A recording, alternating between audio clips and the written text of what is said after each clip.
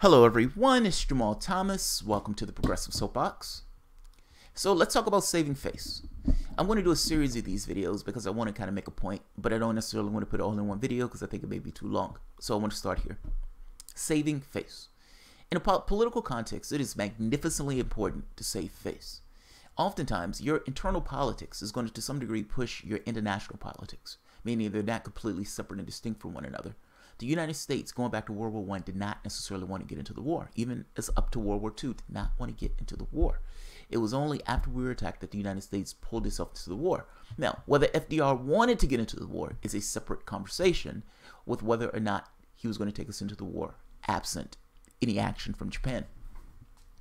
What I'm trying to make the point is, and even on to the Cuban Missile Crisis, when Khrushchev sent that letter, and they were having this conversation back and forth, and you had the hardliners who stepped in and everything else.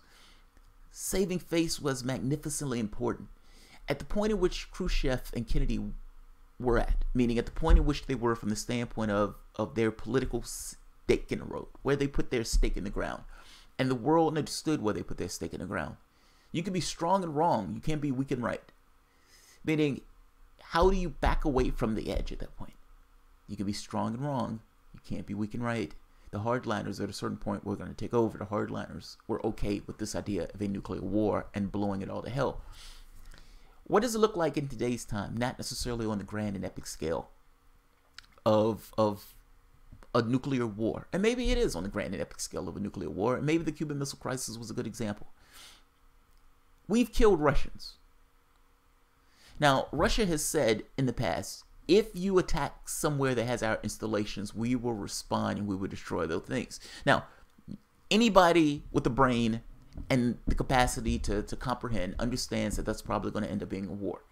The United States is in that country illegally. It doesn't really matter. The United States attacks something that kills a bunch of Russians. The Russians respond in kind, destroying those U.S. elements. Let's say it blows up a ship. And what do you think the response of the United States is going to be after that? It's not going to matter that we're in that country illegally. It's not going to matter that we're breaking international law. It's not going to matter that we're attacking, and we're not necessarily even attacking on just and well-reasoned evidence. Let's put it that way. Logical, not living up to logical processes and not living up to the evidence, a reasonable degree of evidence. None of that's going to matter. The only thing people are going to hear is, oh my God, they attacked us. What are we going to do? What is the president going to do? What is the president going to do? They're going to demand action. It doesn't matter that that's going to be the end of the world. They're going to demand action. You can be strong and wrong. You can't be weak and right. And I know that sounds odd, but it's absolutely true. When Jeremy Corbyn was in Britain, and Jeremy Corbyn was like, look, you need to think about this rationally, and we need to take this to the OPCW. He was jeered. They booed him over saying the most rational thing in the world. He held his shape. I'm just making the point that the public tends to look in a particular way. It's the reason why the right wing often gets this kind of run-of-the-mill when you get into these wartime situations. Strong and wrong, you can't be weak and right. Now, let's jump to another point. We've killed Russians. Now, up to this point, no one has owned up to this, but it's absolutely true. President Trump's pick for Secretary of State just confirmed hundreds of Russians were killed in a United States attack in Syria. President Trump's nominee to serve as Secretary of State confirmed Thursday that a couple of hundreds of Russians were killed by U.S. forces in Syria earlier this year. Mike Pompeo, that currently serves as the CIA director, offered the confirmation in response to questions about the U.S. relationship with Russia.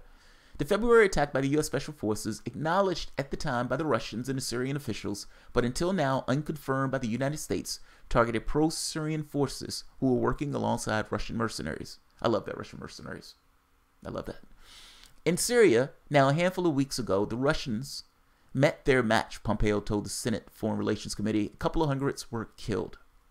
I love the way he says it with such glee. They met their match. They met their match. We murdered a couple of hundred Russians while we were in that country illegally. Illegally. I love the Russian mercenaries thing. We're paying terrorists. I love the fact, I love the way they casually throw that out. Russian mercenaries. We're paying terrorists! Do you understand that? Like, we're in that country illegal, we're paying terrorists. It seems like the moment that you hit that part of the conversation, it looks like you would stop and say, oh my God, Did he just say we're paying terrorists? Is that true? Yes, that's true. You know who's there legally? Russia. Russia's there legally. You know who's aligned with that government? Russia. The legalities of this are on their side, not ours. You can say Assad is a bad guy all you want. That has nothing to do with who is the legal aspect of this from the standpoint of international law. It's not us. We're not even legally there by our own laws. So, especially international law. Point I want to make here, and I don't want this video to be long. The reason why Russia hasn't acknowledged this is because this creates an international incident.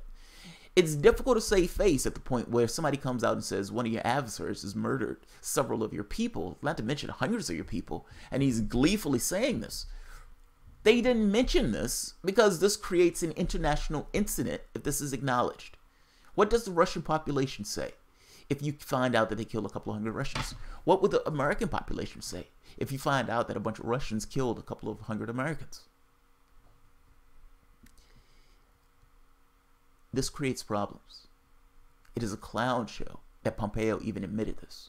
And nobody in their right mind who's in the intelligence services or in state government or anything else,